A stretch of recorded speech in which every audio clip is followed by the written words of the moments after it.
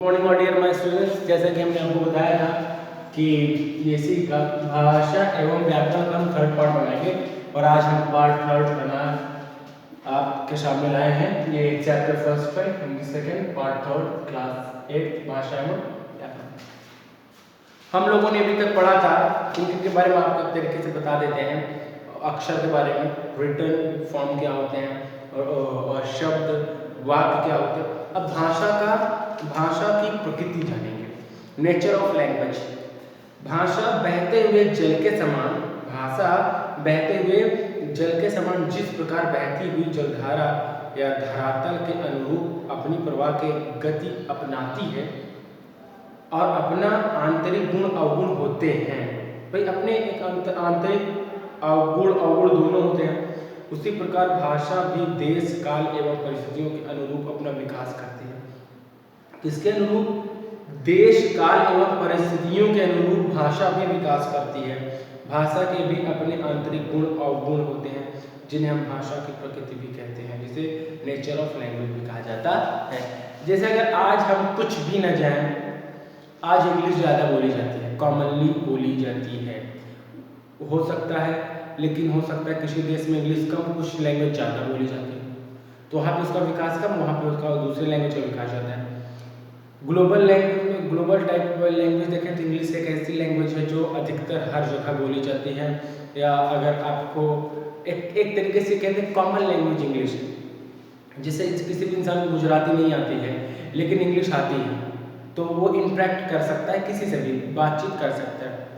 आप जापानीज जानते हैं लेकिन आप इंग्लिश भी जानते हैं, तो आपकी कम्युनिकेशन किसी न भी किसी से हो जाएगी।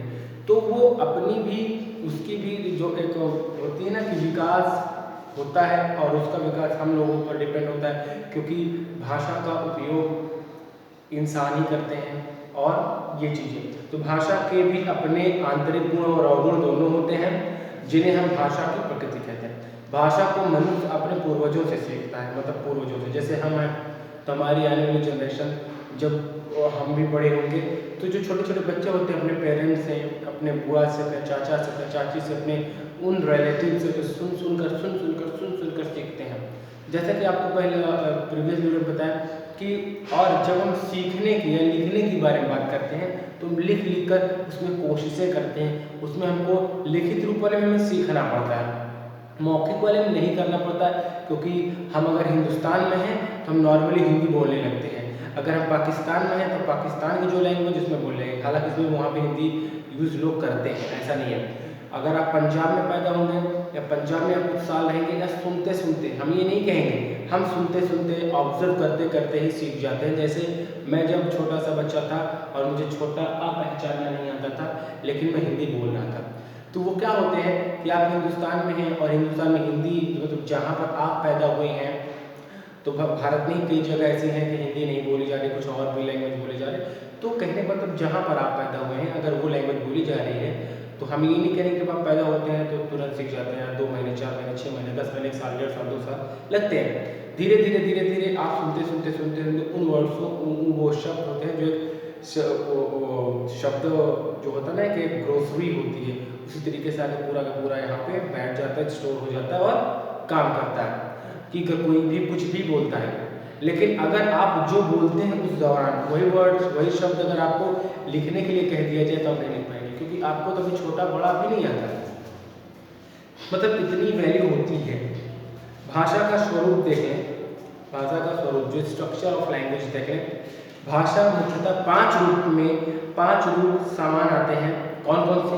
बोली, परिनिष्ठ भाषा, संकेत भाषा, राष्ट्रभाषा, अंतर्राष्ट्रीय भाषा। तो ये कौन कौन सी लैंग्वेज है? पहले तो बोली होती है, डायलेक्ट, जो सीमाओं के अंतर्गत सीमाएं हो सकती हैं, 10 किलोमीटर में चेंज हो जाए, हो सकती है 50 किलोमीटर में चेंज हो जाए। तो बोली लैंग्वेज, यानी जो बोली है, जो डायलेक्ट है, जो लैंग्वेज पर इसको देखें। भाव और विचारों की अभिव्यक्ति एवं सामाजिक अंतक्रिया के लिए समाज द्वारा स्वीकृत जिन ध्वनियों संकेतों का प्रयोग होता है, जो समाज द्वारा स्वीकृत, ये नहीं कि आप अनाप शनाप बोले चले जा रहे, जो समाज द्वारा स्वीकृत हो, और जो अपने भाव को, अपने विचारों को जब आप उस बोली, जब उससे व्यक्त करते हैं, अभिव्यक्ति करते हैं, उससे उसे बोली को बोली की किसी भाषा का उपभाषा, उपभाषा की उपभाषा या उपभाषा का एक अंग या उपांग होती है। इसकी शब्दावली सीमित होती है। इसी प्रकार यह किसी भी क्षेत्र विशेष में वहाँ के निवासियों द्वारा अपने विचारों के आदान प्रदान का साधन होती है। मैंने बताया ना कि ये ग्रुपों के बीच में एक नॉर्मल एक अपनी बोली होती है, जिसको हम अपनी विचारधाराओं को, अपनी बातों को, मन के भाव को जो व्यक्त करते हैं तो वो कहलाती है आपकी बोली। भारत में लगभग 1650 बोलियां व उपबोलियां, 1650 बोलियां व उपबोलियां हैं। हिंदी क्षेत्र की कुछ प्रमुख बोलियां हैं मैथिली, भोजपुरी, ब्रजभाषा, अवधी, छत्तीसगढ़ी, बुंदेलखंडी। तो हम आपको ये बताना चाहते हैं कि 1650 बोलियां व उपबोलियां हैं हिंदी क्षेत्र का कुछ प्रमुख बोलियां, जिसे मैथिली होती है, भोजपुरी होती है, ब्रजभाषा होती है, अवधी होती है, छत्तीसगढ़ होती है, बुंदेलखंडी होती है, जो सबसे ज़्यादा बोली जाती है। मतलब ये इतनी बोलियां हैं। प्रतिनिष्ठित भाषा क्या होता है? यह भाषा व्याकरण सम्मत और स्थिर वाली होती है। व्याकरण सम्मत और स्थिर वाली होती है।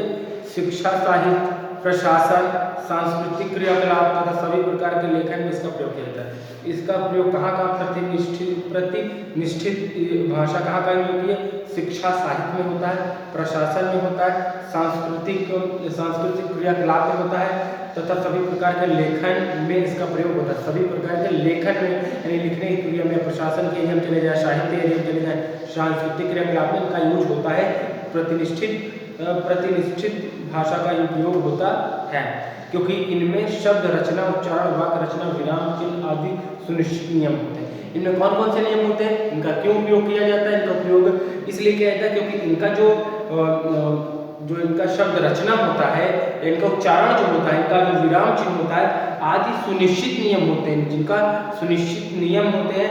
एक समय की बोली कुछ समय बाद विकसित होकर परिनिष्ठ भाषा बन जाती है।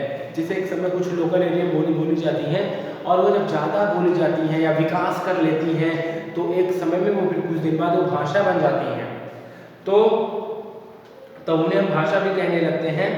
और आज की खड़ी बोली हिंदी लगभग 200 साल पहले एक बोली थी। आज की खड़ी बोली हिंदी लगभग, खड़ी बोली किसे बोलते हैं? हिंदी लगभग 200 साल पहले बोली थी। आज हिंदी परिनिष्ठ भाषा है। हिंदी केवल एक बोली थी और एक आज की खड़ी बोली हिंदी, जिसको आज की खड़ी बोली जो बोलते हैं, उसे हिंदी 200 साल पहले बोली थी, जो आज परिनिष्ठ भाषा बन चुकी है। इसमें लिखा भी जाता है, इसमें चाहे प्रशासन हो, चाहे साहित्य हो, चाहे सांस्कृतिक क्रियाकलाप हो, तो सब लिखा जाता है ना, इसीलिए ये परिनिष्ठ भाषा है। इसी प्रकार संस्कृत, मराठी, गुजराती, तेलुगु, असमी, तमिल आदि परिनिष्ठ भाषाएं हैं। और अब आ जाए सांकेत भाषा। सांकेत भाषा को बोलते हैं कोड लैंग्वेज। अच्छा, ये कोड लैंग्वेज क्या होता है? कोड लैंग्वेज में कुछ भाषाएं जो संकेत के माध्यम से बोली जाती है, समझी जाती हों, या कुछ भाषाएं जो संकेत में लिखी जाती हों। ऐसी भाषाओं के बस 2 मिनट लगेगा। ऐसी भाषाओं के अपने अलग अलग संकेत होते हैं तथा तार द्वारा संदेश भेजे जाने में इसे भाषा का प्रयोग करते हैं। बेल पद्धति में उभरे संकेताक्षरों द्वारा अंधों को पढ़ाने में समक्ष बनाया जाता है। तो अंधों को पढ़ाने के लिए जिसको बोलते हैं कोड लैंग्वेज। तो कोडिंग लैंग्वेज का बहुत बड़ा महत्व है अपनी लाइफ में। तो अभी जिसमें ये बताया गया है, और हालांकि हमने अगर आपको 8th के भी चैप्टर में भी ये कोड लैंग्वेज है, और कोड लैंग्वेज जिसमें संकेत से ये पूरा इंडिकेशन से कनेक्टेड है, और जिसे बोलते हैं कोड लैंग्वेज। जिसे कोड लैंग्वेज से भी अपनी बातों को आप कह सकते हैं, समझा सकते हैं, और सामने वाला समझ पा रहा है तो आपका कोड लैंग्वेज कहलाएगा।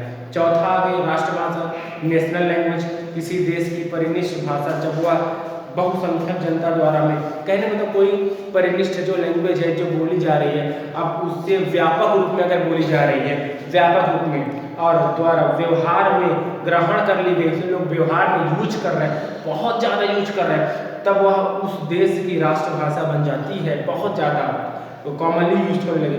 देश के संविधान द्वारा उस राष्ट्रभाषा के रूप से स्वीकार कर लिया जाता है, वह संपूर्ण राष्ट्र के संपर्क एवं प्रशासनिक भाषा बन जाती है। वह भिन्न भिन्न भाषाओं क्षेत्रों में जोड़ी जाती है। कुछ प्रमुख देश की राष्ट्रीय भाषा इस प्रकार है, वह अपने बुक में देख सकते हैं। तो राष्ट्रभाषा आप जान गए ना, फिर उसे राष्ट्रभाषा मान लेते हैं। कोई होती है जो परिनिष्ठ बोली, जो ज़्यादा बोली जाने लगती है, जो ज़्यादा सब कुछ होने लगता है, फिर उसे मान्यता राष्ट्रभाषा की दे दी जाती है।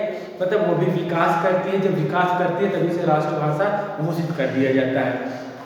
5वें नंबर पे अगर हम आ जाएंगे तो 5वें नंबर पे क्या, अंतर्राष्ट्रीय भाषा। ये आपका लास्ट पॉइंट है।